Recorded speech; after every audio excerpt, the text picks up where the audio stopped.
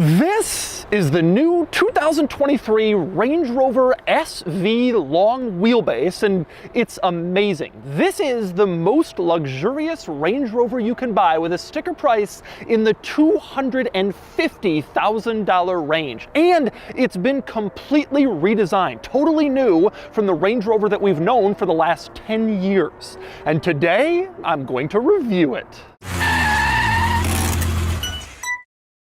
Before I get started, be sure to check out Cars and Bids, which is my enthusiast car auction website for cool cars from the modern era, now with free listings. You can list your cool car for free and auction it on Cars and Bids. And we've had some great sales recently, including this 80 series Toyota Land Cruiser, which brought $33,000. These are shooting up in value. This 993 Porsche 911 Cabriolet sold for $120,000. Great money for a great car. And this Shelby GT350 brought almost $54,000. If you're looking to buy or sell a cool enthusiast car from the modern era, the 1980s and up, Cars and Bids is the place to do it, with daily auctions and great selection at carsandbids.com. So let's talk new Range Rover. The old Range Rover came out a decade ago, so it was time for a new one, and that's exactly what we have here, completely redesigned. The base version of this Range Rover starts a little over $100,000, and there's now a plug-in hybrid model available, or you can just step all the way up to this, the SV, the king of the Range Rover Hill, with a $200,000 plus sticker price and a big V8 under the hood. And today, I'm going to show you everything. First, I'll take you on a thorough tour of the new Range Rover and show you all of its interesting quirks and features. Then I'll get it out on the road and drive it, and then I'll give it a Doug score.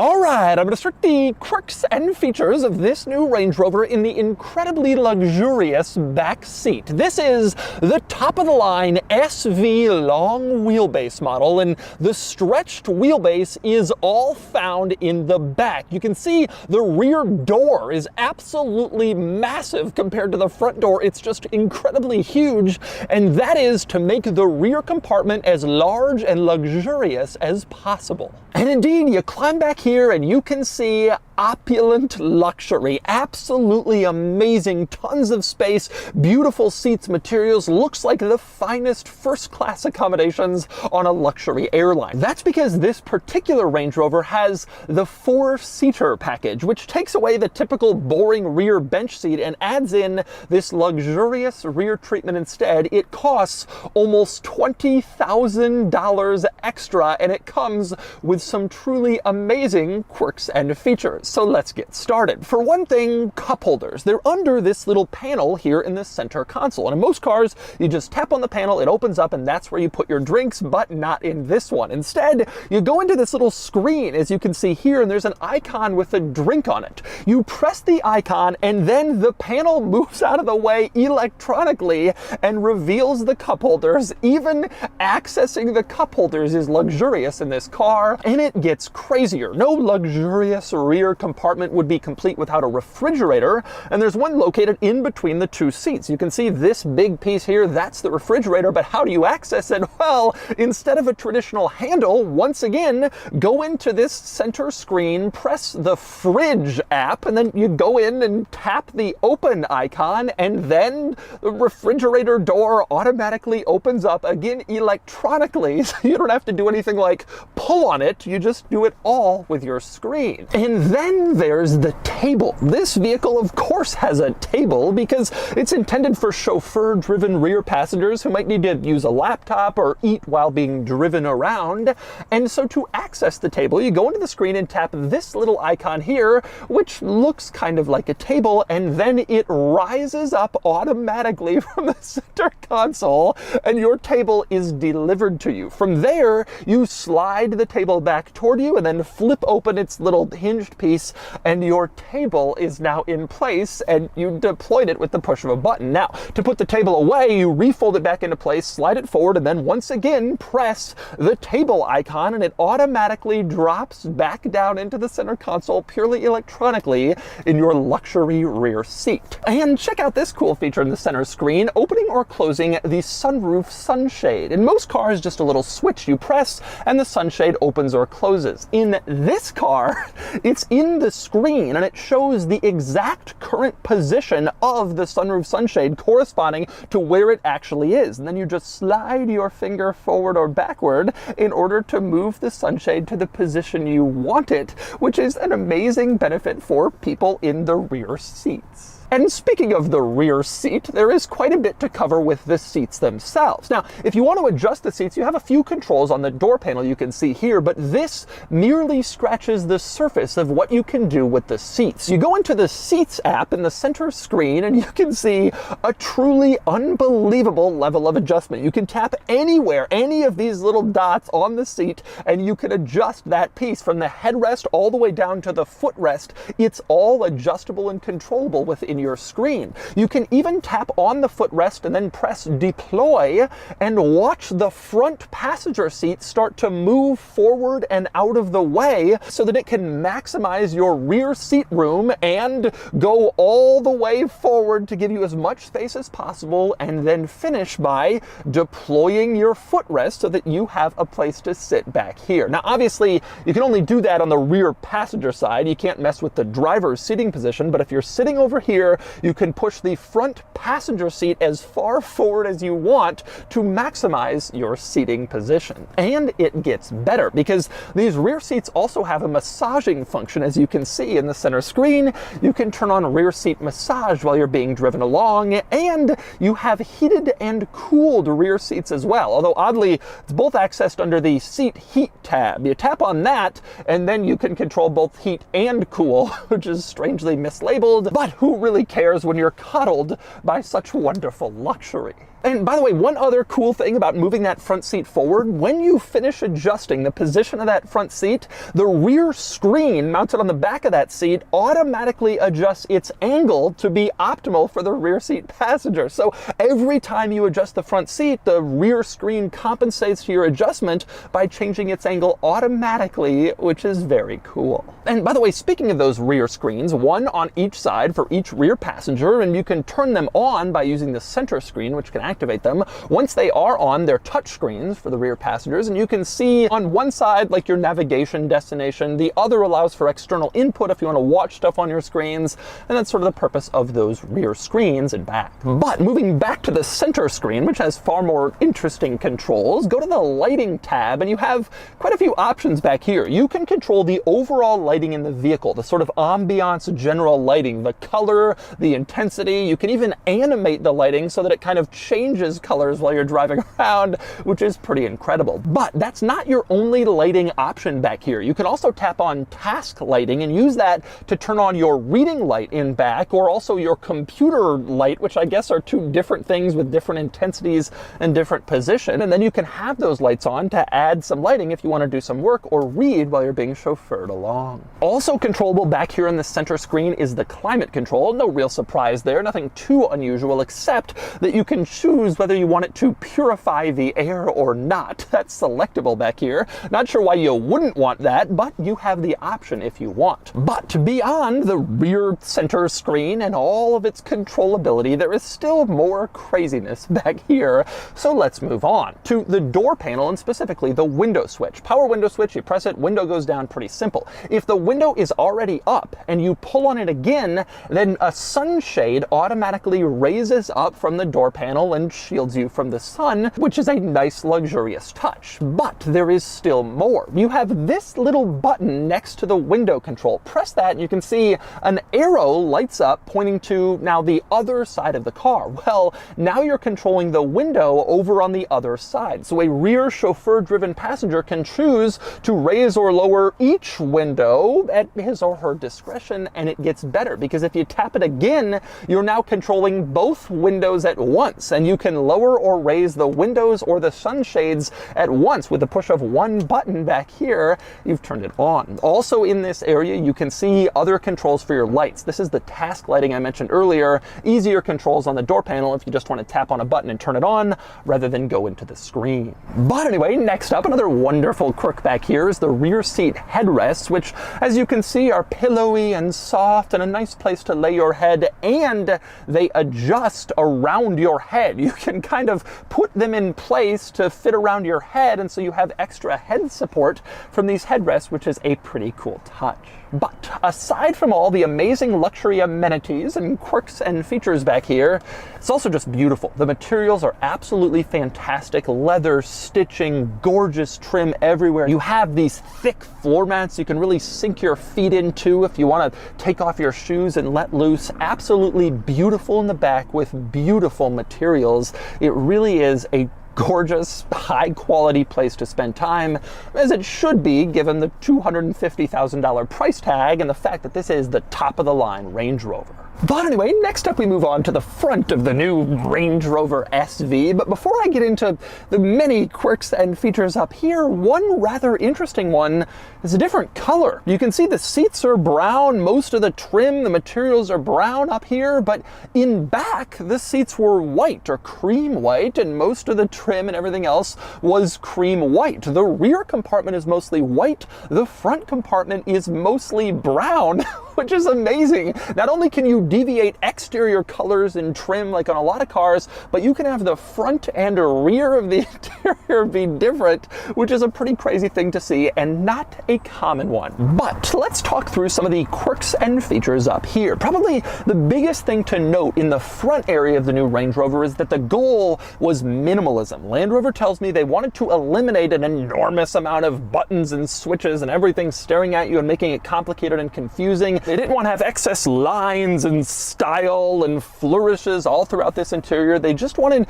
to kind of keep it simple and basic, but also elegant. And so there are a few ways that that's really clear. One good example is the climate vents, which you can see are just sort of in this line on the dashboard, rather than integrated in some cool way like some cars have, just basic and simple and almost hidden in that dashboard line. Probably my favorite minimalist touch in this interior is the climate controls, where you have these two climate control wheels that serve several different purposes. In their natural state, you twist the wheel and it adjusts the climate control temperature. But if you pull the wheel toward you, you are now adjusting the fan speed, and you can twist it and change that. However, if you're in that natural temperature changing state and you push the wheel in, you are now adjusting the heated and cooled seats by twisting the wheel once again. So this same little dial has three separate functions integrated into it, which allowed them to eliminate a lot of different other buttons and dials and keep it kind of minimalist in here. Same deal with the seat controls, which are mounted over on the door panel. You can see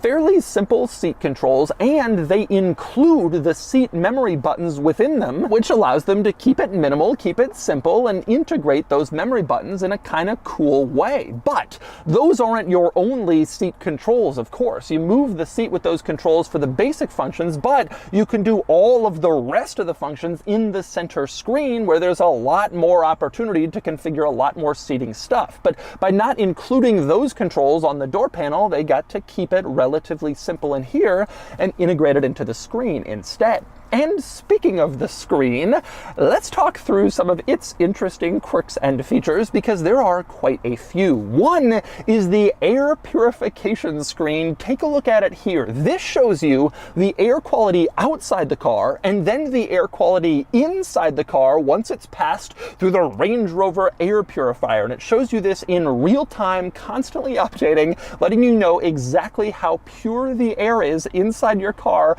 so you can watch it while you're driving if you're really concerned about that. Pretty crazy. And the air quality situation only gets more impressive. Tap on Exterior AQI and the screen will display for you the current air quality index in your area, showing exactly the air quality, and it'll even tell you whether you should be wearing a mask or worried about pollutants or respiratory issues or whatever based on that air quality index. You can even tap on this little icon and it'll display pollutants, which is measured in some units. I'm not even sure what they are, but if you're into this stuff and if you know what to look for, you can see the current level of pollutants and decide whether you should be worried, all on your Range Rover infotainment system. And there's more crazy quirks and features in this screen, including the tailgate event suite. Check this out. You turn off the car, open up the tailgate, and you can start something called the tailgate event suite, which will play music only through your tailgate speakers. So you can have like a cookout or tailgate or whatever in your Range Rover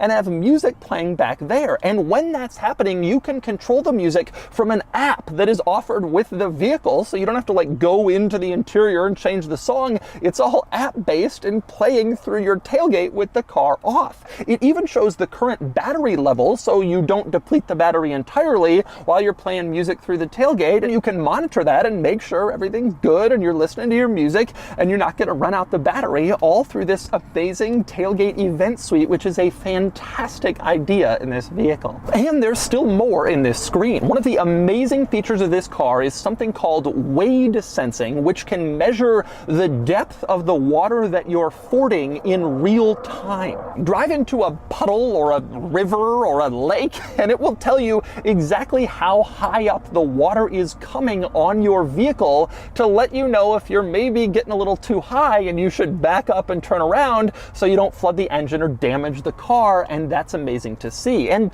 yes, this vehicle really is off-road capable. Land Rover says up to 13.1 inches of ground clearance, which is among the very best. It can go over all the obstacles just like Range Rovers always have been able to, even though this one is unusually luxurious. And next up, another app in this infotainment system is a dynamic app which allows you to track your lap times and your G-forces when you're using this as a performance vehicle. That's not all that uncommon in performance vehicles to see an app like that, but the crazy part is you also have this water fording depth meter, and there probably aren't too many vehicles that have an advanced off-roading system and app in addition to a dynamic lap timer and G-forces app in their infotainment screen. That is pretty funny to see. And next up, another nice benefit of this infotainment system is the map, which you can see is actually Google Maps if you want it, like a Google satellite image, which is really useful for seeing exactly what's around you, not necessarily just looking at a map. I love having that there. Very nice, very useful, and reasonably easy to use. As you can see, just slide your finger around and it all works very quickly and very responsively. And by the way, same deal in the gauge cluster screen. In here, you can also see the Google Maps satellite view, which is really helpful to see directly in your line of sight. Basically, you're driving along and you can look down and see exactly where you are in sort of a zoomed out satellite view, which is neat. And speaking of the gauge cluster screen, I absolutely love Land Rover's gauge cluster screen tech. It's excellent, fantastic, and tremendously configurable. You can use it to show all sorts of different views depending on exactly what you want to prioritize. You can have the gauges big or small or non-existent. You can show various different information, music, phone,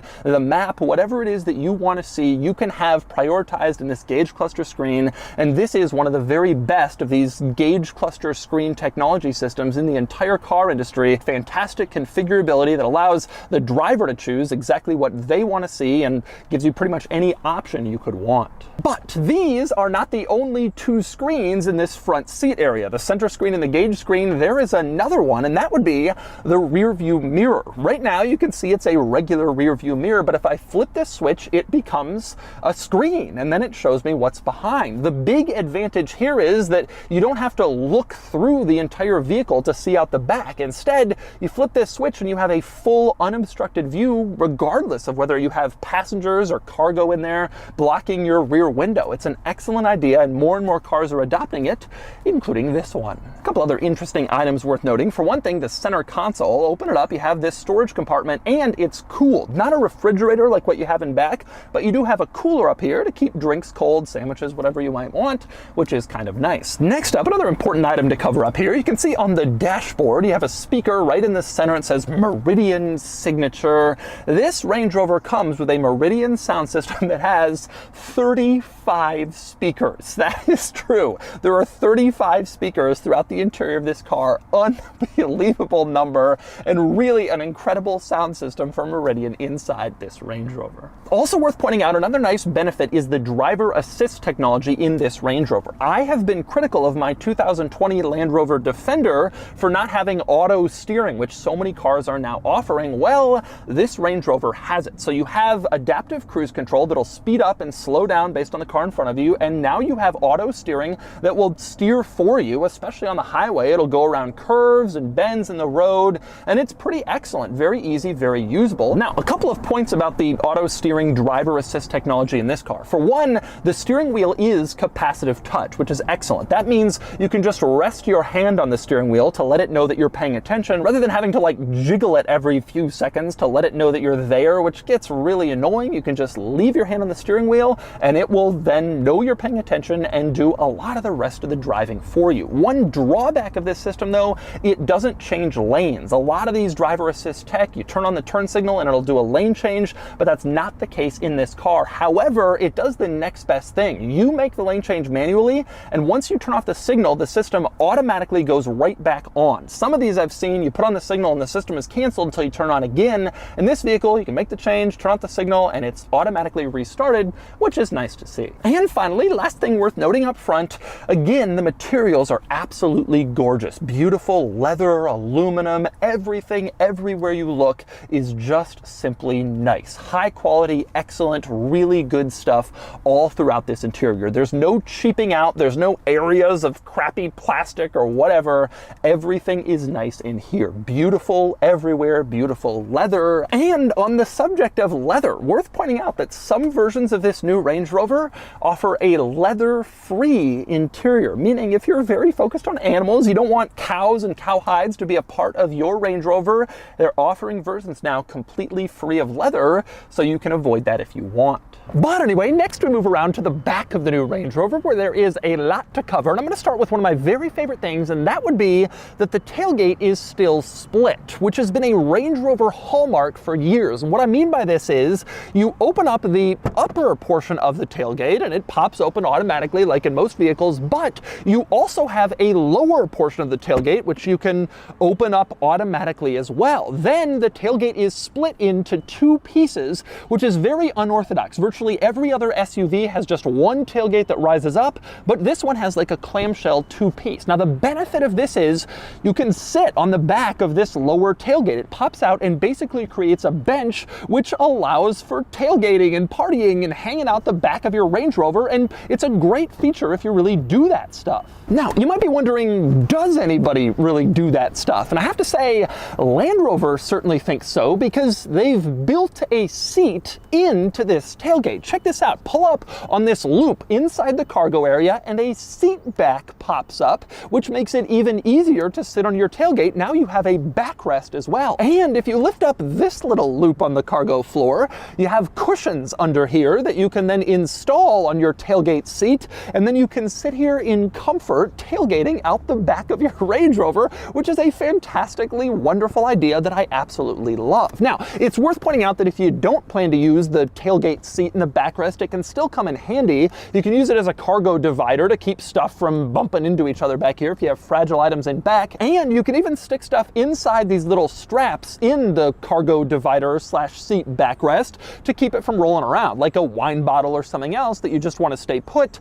You have those straps where you can do it, which is pretty cool. Now, you can clearly see a focus on sitting back here, enjoying it, having fun in the back of your Range Rover, and that brings us back to the tailgate event suite that I showed you before. Look up on the top part of the tailgate and you can see the speakers back here, which allow you to play that music like I mentioned, and you even have little lights. You can tap the control next to the light to turn it on or off, which obviously can be helpful at night. So there really is a surprisingly large focus on like using the tailgate and enjoying it for partying and having fun in the back of your new Range Rover. Now, aside from that, worth pointing out that this cargo area fairly normal in size, reasonable, but one drawback of this four-seater model is that you can't really put the seats down and have a fully flat cargo floor, because that refrigerator is stuck in place in the center, and these seats aren't really intended to like go down easily and make it incredibly practical. This is certainly not the version of the Range Rover you'd want to get if practicality was your main concern. But speaking of practicality, worth pointing out that Land Rover is now offering a Range Rover with 3-row seating. This is is a big deal because until this model, the Range Rover has only ever offered 2 rows of seats. But now you can get it with a 3rd row to maximize your practicality. And of course, if you get that version, there's buttons over on the side. You can easily fold the seats down automatically, create a large cargo area, and that's the one you want if practicality is your goal. This is the one if luxury is your goal. And finally, last item worth noting in the cargo area back here, very cool, the rear tailgate closes all as one, meaning you don't have to close the bottom part first and then the upper part. Just press the close button on the tailgate and then it all kind of comes together and closes, so you only have to do that one button push. In other words, you don't really lose anything by having the split tailgate design, but you gain some cool abilities that are kind of unique to the Range Rover. And next up, we move on to the overall design of the new Range Rover. The design, the style, which I have to say is a little disappointing. Not disappointing in the way it looks. I think it's beautiful, really gorgeous, but instead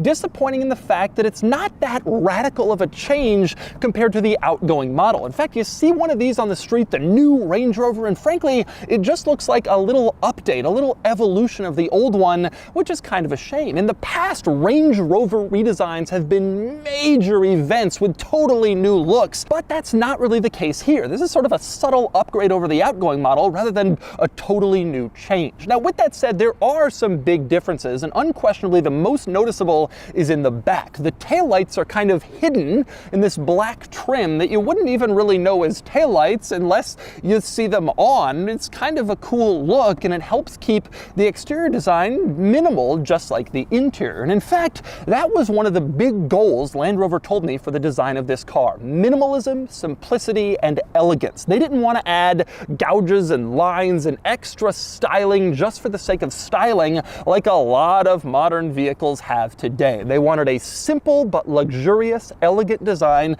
and frankly, I think they pulled that off wonderfully. You can see the outside of the car, simple, basic, elegant, doesn't have a lot of fussiness or unnecessary details, which is nice to see in the modern era where those things seem to be standard on so many vehicles. In fact, the front grille is about the same size and maybe a little smaller than the one in the outgoing Range Rover. Everybody else's grills are getting bigger and massive. They look like they could eat you. This car, smaller, simpler, elegant, and I really like that. Another nice touch in that vein is the way the windows meet the body on the side. You can see there's no trim here, there's no weather stripping, they just meet, which most cars don't have. Usually there's some piece here, some trim at this meeting point, but not in the new Range Rover. Looks very cool. Again, simplistic, elegant, minimalist. And next up, I want to talk powertrain. Now, this being the top of the line Range Rover model uses a big V8, twin turbocharged V8 that makes about 525 horsepower. Serious engine, serious power. And interestingly, this engine is borrowed from BMW, where it's used in a lot of BMW models, including like the 750i uses this powertrain. So it's kind of a flagship engine for BMW, and here it's the flagship engine in the new Range Rover. But it's not the only powertrain offered. Now, the base level engine is a 6-cylinder turbocharged about 400 horsepower, or you can also now get a plug-in hybrid model. It uses that same 6-cylinder but with an electric powertrain as well for about 50 miles of pure electric range before the gas engine kicks in. Land Rover also says a fully electric Range Rover will be coming out soon, which I'm excited for. But for now, those are your powertrain options. It's also worth pointing out that all new Range Rover models come standard with 4-wheel drive, and they all come standard with 4-wheel steering as well, which should make them a little bit more maneuverable in tight spots, and it's kind of a nice feature that a lot more luxury cars are starting to adopt. And finally, I want to talk trim levels and pricing for the new Range Rover. The base model is called the SE, and it starts around $105,000. And you can add a lot of options from there, and most people are probably going to get that one. If you want more luxury,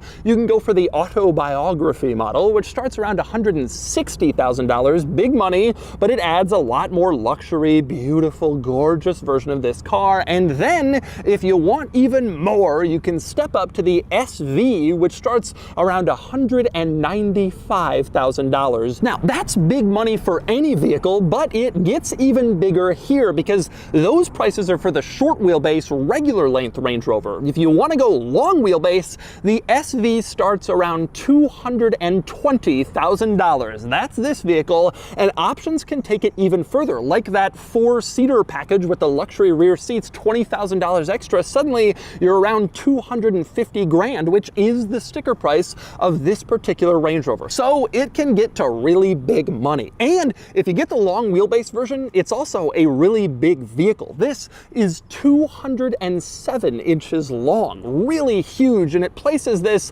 absolutely in the thick of the big full-size SUV territory, even though it only has 4 seats. And so those are the quirks and features of the new 2023 Range Rover SV long wheelbase. Now it's time to get it out on the road and see how it drives. All right, driving the new Range Rover with the big V8. Okay, first thing to talk about with this new Range Rover, it has the big thing that everybody wants from a Range Rover, which is that seating position. You have always felt driving a Range Rover like you were the king of the road, and this is that. You sit up high. This does not feel like some little crossover pretending to be an SUV.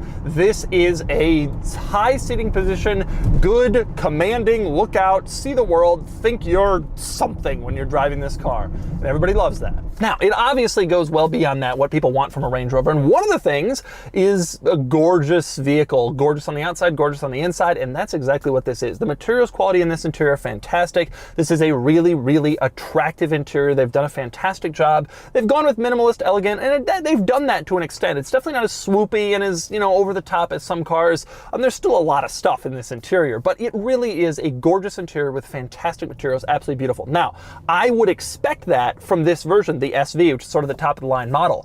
I haven't yet seen a regular base model Range Rover SE, sort of a $105,000, $110,000, $120,000 car. Haven't seen it yet. Not sure how the interior is going to look in that. I filmed a video with the new Range Rover about 6 months ago and kind of showed it off, and now I'm driving it. Same deal. Both were high-spec cars, so we'll see how this translates to a lower model. But in this vehicle, it is beautiful in here. So let's talk driving experience. You got the seating position, but do you have the driving experience that you would expect from a Range Rover? And the answer is, yeah, you really do. Now, again, I can't speak to the other powertrains, but this V8 is so good. It is incredibly smooth. It is reasonably powerful. 525 horsepower is a lot, but this is a very big vehicle, so I wasn't sure if that would really be enough to kind of give it what it deserved at this price point, but it is. It's a powerful, nice, smooth, luxurious engine. It's been a while since I've driven a BMW with this powertrain, so I don't really remember how it feels in that car. I know they've made a couple modifications for Land Rover, one of which was air intakes are like higher up to make sure that if you go off-roading and ford water, you won't get